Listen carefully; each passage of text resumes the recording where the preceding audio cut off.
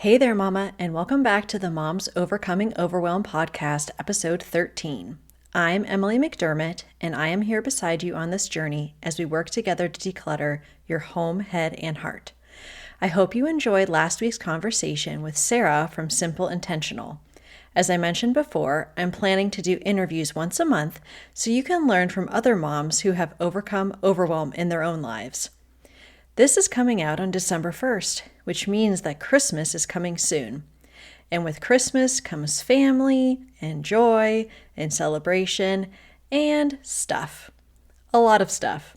In fact, when I get home from visiting family for Christmas with a trunk loaded with presents, I feel more overwhelmed than I do all year. Where is this stuff going to go anyway? If you are familiar with this feeling, this episode is for you. I'm going to give you my 4 best tips for limiting the stuff coming into your home after Christmas without feeling like a Grinch. And even if you don't celebrate Christmas, these tips will apply to birthdays and any other gift-giving holiday that you celebrate. We want Christmas to be focused on giving and joy, not about feeling like we are drowning in stuff going into the new year. So, what do you say? Grab that notebook and pen, and let's dive into today's episode. Hey there, Mama. Are you tired of all the stuff crowding your home, calendar, and mind? Do you wish you could say goodbye to the endless to-do list running around in your head? Want to declutter but don't know where to start? You're in the right place. Welcome to Moms Overcoming Overwhelm, where you will find proven and practical solutions to declutter your home, head, and heart. Hi, I'm Emily, a wife, boy mom, and simplicity seeker. I struggled to get pregnant and felt overwhelmed until I discovered decluttering could create the physical and emotional space I needed to become a mom. Now, 2 kids later, I've transformed my life and motherhood by developing simple systems around decluttering, capsule wardrobes, kid stuff, cleaning and tidying, meal planning, time management, and more, and I can't wait to share them with you. If you're ready to reclaim the time and energy you crave, be present with your kids, and finally enjoy the life and motherhood you so deserve, let's kick overwhelm to the curb, shall we? Grab your lukewarm coffee, your notebook and pen, and clear off some counter space. Let's do this. Thank you to everyone who left a written review in Apple Podcasts last month. I am happy to announce the winner of the decluttering book, Allison Rothwell. Congratulations, Allison. I'll announce our next giveaway in January, so stay tuned. Okay, so let's get into these tips. I understand that everyone's situations are different, financially, relationally, and of course, how much is enough when it comes to what we own. So please feel free to take what works for you and leave the rest. Remember, it's all about what matters most to you. So let's dive into tip number 1. Limit the toys that your kids get from you. What do I mean by this? Well, first of all, I highly recommend only purchasing toys for your kids for their birthday and Christmas. That's generally what we do, although relatives may buy them something small for Easter, for example. We do not buy toys every time we go to Target, and we do not use toys as rewards. If you are doing this and want to stop, but don't want your kids whining and crying every time you go to the store, consider creating physical wish lists for your kids. The Notes app on your phone is fine, but a physical tactile one may be more meaningful depending on their age. Anytime you are out and they see something they want to get, tell them you'll put it on the list and then do it in front of them. Yes, it takes a few extra minutes, but they see that you care and are taking them seriously. We will get to what to do with these lists soon. Once you curb the influx of toys at other times of the year, you can then consider limiting the toys that come from you and your spouse for Christmas and birthdays. If you have generous relatives like I do, maybe only 1 or 2 presents can come from you, or even Santa for that matter, and the rest can come from the relatives. In my experience, kids don't care much who the gifts come from. So why do we feel like a certain number have to come from us or even from Santa? One side note about gifts coming from you. This can apply to gifts exchanged between adults as well. In my experience, adults get what they want when they want it. Thanks, Amazon. So it's very rare that they can even think of something that they want or need when Christmas rolls around. The adults in my family stopped exchanging gifts a while ago because it seemed more like a chore and obligation rather than a joyful exchange. Bring it up to some of your family members and see what they say. You may be surprised when they are relieved.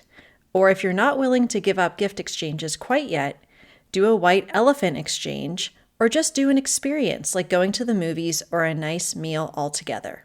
Okay, back to our tips about toys. Tip number 2 is to observe how your kids are playing throughout the year and focus on open-ended toys that spark imagination. You know what your kids play with the most and can probably figure out why. Toys that encourage building, creativity, and imagination are always the ones they gravitate towards, not the toy that does one thing when you press a button. The toys that my boys love the most are Legos, Magnetiles, train tracks, Hot Wheels, and road mats that we make out of cardboard. Keep in mind what they play with and how they play, because this will help you select gifts that won't end up as clutter. That brings us to tip number 3. Make a list far in advance with input from kids if age appropriate, and make sure to include some experience gifts. So, following tips number 1 and 2, you will have a list from your kids, and you'll have a good understanding through observation how they actually play with their toys. So, review the list with them, if age appropriate, and talk to them about their choices. Before the list went out to my relatives, I asked my boys some questions like, is this similar to what you already have? Does it only do one thing and that's it? Where will we keep it? And for you to consider, is this a popular character that they may not like in a year's time? My boys asked for a 3-foot Batman cave once, even though they very rarely, if ever, paid attention to Batman. But I put it on their list anyway, and when they got it, they barely touched it because they said it was boring. So beware of the popular characters from their favorite shows, because if they're anything like my kids, they change what's their favorite every week. Also, focusing on non-material things or experiences is great. Memberships to the Children's Museum or the zoo, gymnastics classes, going out on a date with the kids to an indoor playground, or even contributing to your kiddo's 529 plan. Encourage your relatives as much as you can to focus on experiences, but understand that many of them, especially grandparents, from what I can tell, like to see the joy on the kids' faces when they open up a physical present.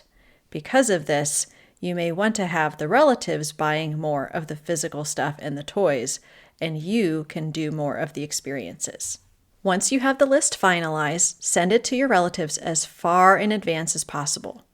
For Christmas, I'd recommend sending it as early as September or October. That way people have plenty of time to purchase things and are more likely to stick to your list. Moving right along to our last tip, tip number 4. Decide where the new toys on the list will go and declutter now to make room for them. In episode 6, we spoke about the container rule. So if you haven't listened to that, please do yourself a favor and do so. Because once we know the physical limits of where we are keeping toys, and we have a pretty good idea about what's coming in, we can make room for the new things by decluttering what our kids aren't playing with. Again, depending on age, ask your kids where the new toys are going to go. For example, I know that you really want that new Hot Wheels car wash, but I'm not sure where it's going to go. Maybe we can give away the Duplos you don't play with anymore to make room for it? At least with my boys, when they know they are making room for something they really want, they are more likely to part with things they no longer play with.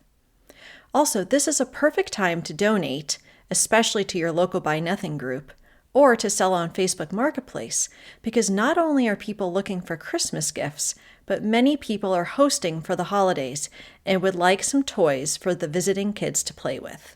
Because you don't know exactly what your kids will get, and there's always that wild card gift that you weren't anticipating, leave some extra space if possible.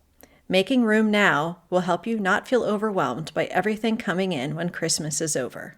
So to recap, you can limit Christmas gifts this year without feeling like a Grinch. Setting expectations early is key, as well as making sure that you aren't contributing to the excess. Tip number 1 is to limit what you are buying your kids other times of the year, as well as what comes from you and or Santa for Christmas.